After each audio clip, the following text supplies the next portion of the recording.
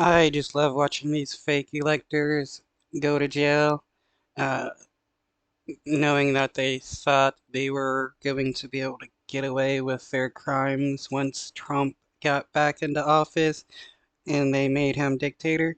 Well, their plan fell, and now they're facing the consequences of their actions. Giuliani and 10 others plead not guilty in Arizona for their fake electors case. Hopefully, all these people go to jail for a long while. 7 of Donald Trump's allies, including Rudy Giuliani, pleaded not guilty in an Arizona court for allegedly trying to keep Trump in power after he lost the 2020 election. The former president himself is not charged in this alleged fake elector scheme, but he is unindicted co-conspirator number 1. CBS' Zed O'Keefe reports from Phoenix. Hello, this is Rudy Giuliani.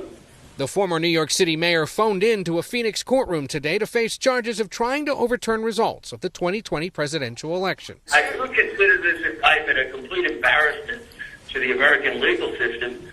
Prosecutors finally served. No, the only embarrassment to the political legal system is Rudy Giuliani.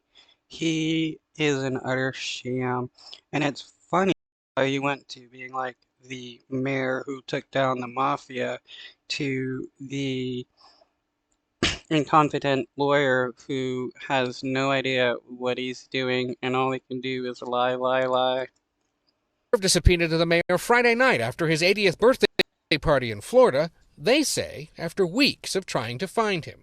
He now has to pay a $10,000 bond and show up in Arizona for processing in the next 30 days.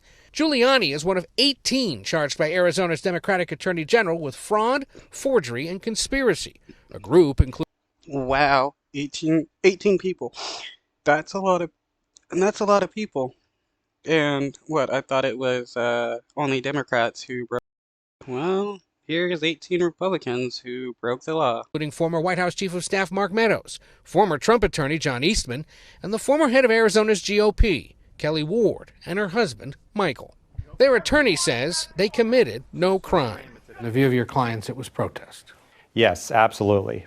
Peaceable protests, which is constitutional, freedom of speech. At least 5 states are investigating or prosecuting so-called fake electors who tried pressuring then Vice President Mike Pence to not certify the Electoral College count.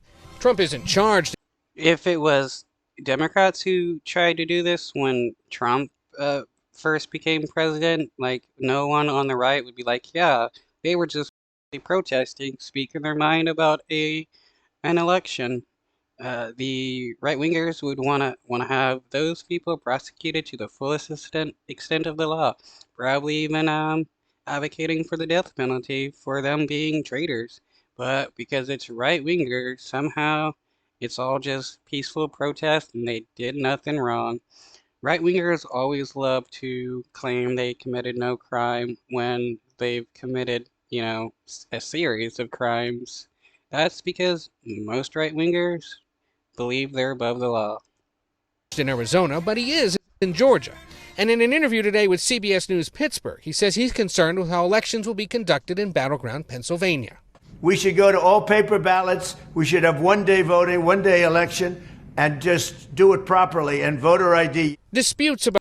Wow, one-day voting, one-day election, how would that even work? Not everybody would be able to vote if it was just one day, unless everybody was allowed to get off work and they had good transportation to the voting polls and stuff like that. I mean, there would be some extreme reforms needed in order to allow for one-day voting for presidents. There is a reason why voting has a range of days where people can go in and vote. About election results in battleground states aren't going away. Just last week in tiny Delta County, Michigan, a board of canvassers initially refused to certify the results of a county commission race. They were pushed by election conspiracy activists questioning the reliability of voting machines.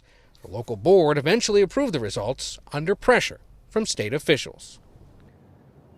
The defendants in this case aren't scheduled to go on trial until mid-October at the earliest, meaning another legal battle over the 2020 elections isn't likely to be resolved until